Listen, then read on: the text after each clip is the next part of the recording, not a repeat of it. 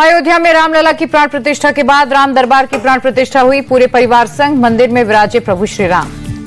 अभिजीत मुहूर्त में राम दरबार की प्राण प्रतिष्ठा। मंदिर के प्रथम तल पर बना राम दरबार। राजा राम के साथ माता सीता, तीनों भाई, हनुमान जी मौजूद। राम दरबार समेत 8 विग्रहों की भी प्राण प्रतिष्ठा। वैदिक मंत्रोच्चार से गूंजा राम मंदिर परिसर। अनुष्ठान में 101 वैदिक आचार्यों का मंत्रोच्चार।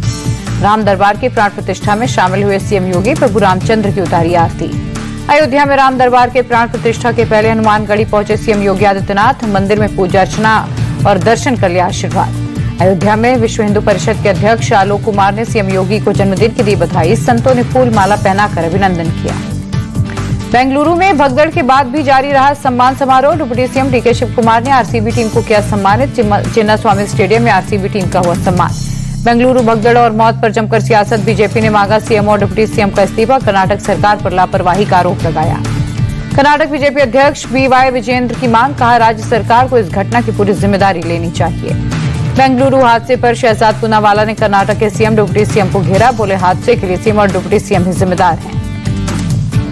बेंगलुरु भगदड़ पर बीजेपी नेता गौरव भाटिया ने कांग्रेस पर निशाना साधा। कहीं शोक था तो दूसरी तरफ कांग्रेस में जश्न मनाया जा रहा था। ये घटना असंवेदनशीलता की मिसाल है।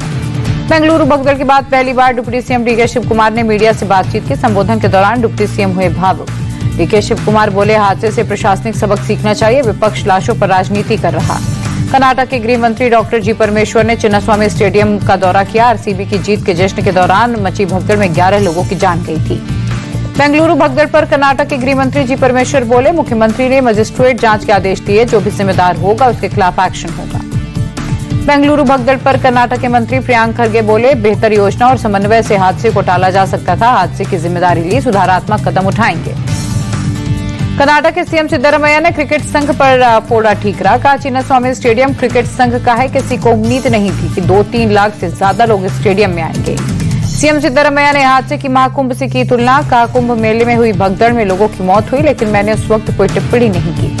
सिद्धरामैया ने बीजेपी पर निशाना साधा। कहा, इस घटना को डिफेंड नहीं करना चाहता, लेकिन बीजेपी हादसे पर राजनीति कर रही है।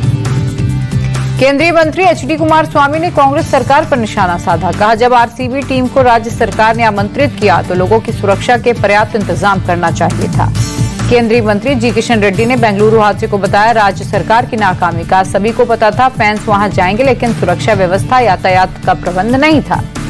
बेंगलुरु भगदड़ मामले में कर्नाटक के सीएम डिप्टी सीएम के खिलाफ शिकायत। राज्य क्रिकेट बोर्ड के पदाधिकारियों पर भी लापरवाही का आरोप। सामाजिक कार्यकर्ता स्नेहमयी कृष्णा ने दर्ज कराई शिकायत। जम्मू कश्मीर में 8 जगहों पर एनआईए की रेड। आतंक से जुड़े मामले में एनआईए की छापेमारी। शोपियां, सोपोर, पुलवामा, कुपवाड़ा में रेड।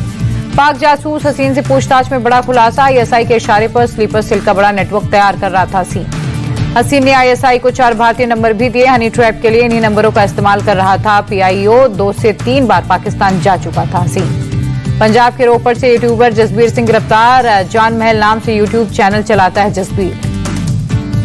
रविशंकर प्रसाद के नेतृत्व वाला डेलीगेशन बेल्जियम में ब्रुसेल्स में यूरोपीय संसद के उपाध्यक्ष और एशिया मामलों के प्रभारी क्रिस्टेल शाल्डेमोस से की मुलाकात। शशि थरूर ने वाशिंगटन से पाकिस्तान को दी चेतावनी। कहा, जब तक पाकिस्तान आतंकवाद की भाषा का इस्तेमाल करेगा, हम ताकत की भाषा का इस्तेमाल करेंगे। शशि थरूर ने राहुल गांधी के सरेंडर वाले बयान पर दिया जवाब। कहा, हमें किसी तीसरे पक्ष की जरूरत नहीं। हमने अमेरिका को बता दिया, जैसे ही पाकिस्तान रुकेगा हम रुकने के लिए तैयार हैं। शशि थरूर ने वाशिंगटन की प्रेस क्लब में कहा, पाकिस्तान ने गैर जिम्मेदाराना तरीके से नागरिक क्षेत्र पर अटैक किया, जिसका हमें जवाब देना ही था। शशि थरूर ने ऑपरेशन सिंदूर को एक शानदार नाम बताया। कहा, यह संयोग नहीं है कि सिंदूर का रंग लाल है, जो खून के रंग से दूर नहीं। हिंदी में कहते हैं खून का बदला खून, और यहाँ सिंदूर का बदला खून था। शशि थरूर ने कहा, पहलगाम हमले में महिलाओं के माथे का सिंदूर मिटा दिया गया और हम सिंदूर मिटाने की उसी भयावह घटना का बदला लेना चाह रहे थे। अमेरिका के विदेश मामलों की समिति के साथ मीटिंग के बाद बोले शशि थरूर का आतंकवादी हमलों की निंदा करने और भारत के आत्मरक्षा के अधिकार की रक्षा करने के दौरान समर्थन के लिए आभारी। बिलावल भुट्टो के शांति डेलीगेशन के बयान पर तेजस्वी सूर्या का पलटवार। कहा, उनका खुद को शांति डेलीगेशन बताना ऐसा है जैसे शैतान धर्मग्रंथ का हवाला दे रहा हो। दिल्ली लौटने के बाद बीजेपी सांसद अनुराग ठाकुर बोले, अधिकतर डेलीगेशन का नेतृत्व विपक्षी सांसदों ने किया। इससे भारत में एकजुटता के साथ आतंक का मुकाबला करने का संदेश भी गया। पाकिस्तान से बातचीत की संभावना पर बोले कांग्रेस नेता सलमान खुर्शीद, आतंकवाद के साथ बातचीत की कोई संभावना नहीं। सर्वदलीय डेलीगेशन विदेश गए थे खुर्शीद। सीज फायर को लेकर अमेरिका की मध्यस्थता के सवाल पर बोले सलमान खुर्शीद, मेरी पार्टी ये सवाल पूछ रही है और इसका जवाब देना चाहिए। AIM चीफ असदुद्दीन ओवैसी ने राहुल गांधी के सरेंडर वाले बयान से किया किनारा, कहा राहुल को कैसे समझाना ये कांग्रेस के नेता सोचे, मैं तो संसद सत्र में पहलगाम हमले और सीज फायर पर सवाल जरूर करूंगा। विदेश मंत्री एस जयशंकर से मिला जेडीयू सांसद संजय झा के नेतृत्व का डेलीगेशन। जापान, दक्षिण कोरिया, सिंगापुर, इंडोनेशिया, मलेशिया का किया था दौरा। पीएम के सांसद कनिमोझी के नेतृत्व वाला डेलीगेशन एस जयशंकर से मिला। रूस, लातविया, स्लोवेनिया, ग्रीस और स्पेन का दौरा कर लौटा है डेलीगेशन। पीएम मोदी के दौरे को लेकर कटरा रेलवे स्टेशन पर सुरक्षा कड़ी। पीएम मोदी कटरा में 40,000 करोड़ रुपए की परियोजनाओं की देंगे सौगात। 20 जून को फिर बिहार जाएंगे पीएम मोदी, सिवान में करोड़ों की योजनाओं की सौगात देंगे। पटना में फिर सड़क पर उतरे छात्र, सरकारी नौकरियों में डोमिसाइल नीति लागू करने की मांग को लेकर प्रदर्शन। पुलिस ने बैरिकेडिंग कर सीएम आवास की ओर बढ़ने से रोका। तेजस्वी यादव ने सीएम नीतीश कुमार को चिट्ठी लिखी, आरक्षण सीमा बढ़ाकर 85% करने की मांग। तेजस्वी ने विधानसभा का विशेष सत्र बुलाने की मांग की, बोले एक दिन का विशेष सत्र बुलाकर 85% आरक्षण का प्रावधान कर विधेयक पारित करें। विश्व पर्यावरण दिवस के मौके पर पीएम मोदी ने अपने आवास पर सिंदूर का पौधा लगाया। हाल ही में कच्छ यात्रा के दौरान महिलाओं के एक समूह ने पीएम मोदी को सिंदूर का पौधा भेंट किया था। सिंदूर का पौधा लगाने के बाद पीएम बोले, ये पौधा हमारे देश की नारी शक्ति के शौर्य और प्रेरणा का सशक्त प्रतीक बना रहेगा। दिल्ली सरकार की पहल पर पीएम मोदी ने 200 इलेक्ट्रिक बसों को दिखाई हरी झंडी। एक पेड़ मां के नाम के तहत एक पौधा भी लगाया। लखनऊ में योगी ने एक पेड़ मां के नाम अभियान के तहत पौधारोपण किया। कई स्थानीय नेता रहे मौजूद। सीएम योगी ने लोगों से भी पेड़ लगाने की अपील की। महाराष्ट्र के सीएम देवेंद्र फडणवीस ने भी किया पौधारोपण। मुंबई में अपने सरकारी आवास वर्षा में लगाया पौधा। विश्व पर्यावरण दिवस पर सीएम पुष्कर सिंह धामी ने देहरादून में लगाया पौधा। एक पेड़ मां के नाम अभियान के तहत पौधारोपण किया। अहमदाबाद में सीएम भूपेंद्र पटेल ने भी पौधारोपण किया। विश्व पर्यावरण दिवस के मौके पर लगाया पेड़। दिल्ली में बीजेपी सांसद और अभिनेत्री कंगना रनौत ने किया पौधारोपण। कहा प्रधानमंत्री ने एक पेड़ मां के नाम के माध्यम से लोगों को भावनात्मक रूप से जोड़ा। विश्व पर्यावरण दिवस के अवसर पर हरियाणा के चरखी दादरी में राज्य स्तरीय कार्यक्रम, मुख्यमंत्री नायब सिंह सैनी हुए शामिल। विश्व पर्यावरण दिवस पर मुंबई के निरगांव चौपाटी बीच पर सफाई अभियान, मंत्री पंकजा मुंडे शामिल, झाड़ू लगाकर सफाई का दिया संदेश। पंजाब दौरे पर केंद्रीय कृषि मंत्री शिवराज सिंह चौहान, राजपुरा में किसानों से मुलाकात की, ट्रैक्टर भी चलाया।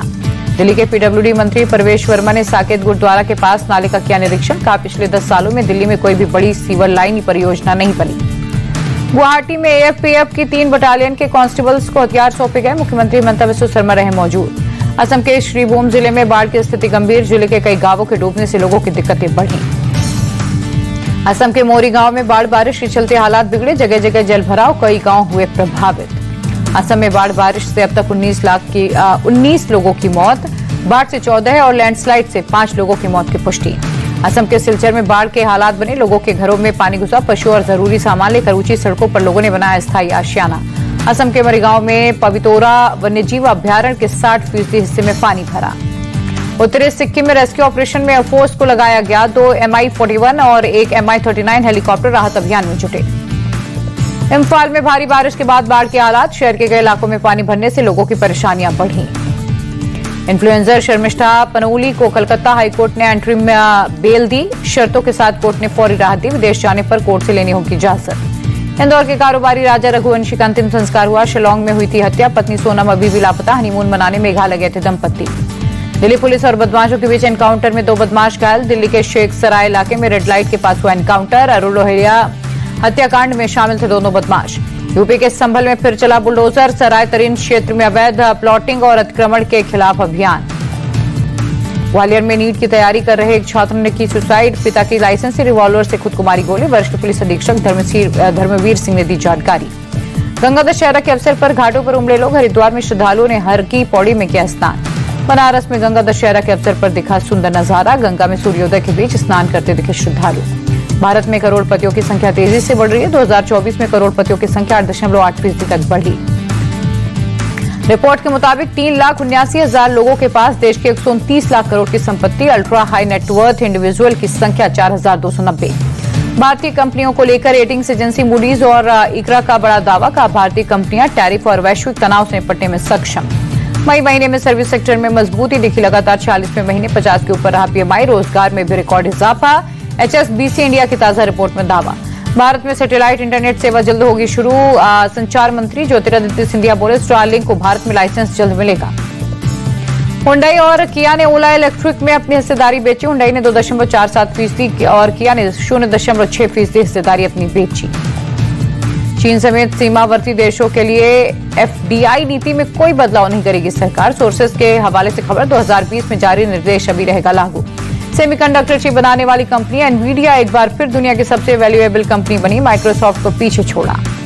भारतीय क्रिकेट टीम के गेंदबाज कुलदीप यादव ने अपनी बचपन की दोस्त वंशिका के साथ की सगाई। लखनऊ के होटल में हुई engagement ceremony.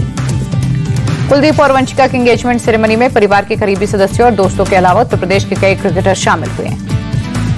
Cricketer Rinku Singh अपनी होने वाली पत्नी और सपा सांसद प्रिया सरोज के साथ कुलदीप को बधाई देने पहुंचे। 8 जून को लखनऊ में प्रिया सरोज और रिंकू सिंह की रिंग सेरेमनी होनी है।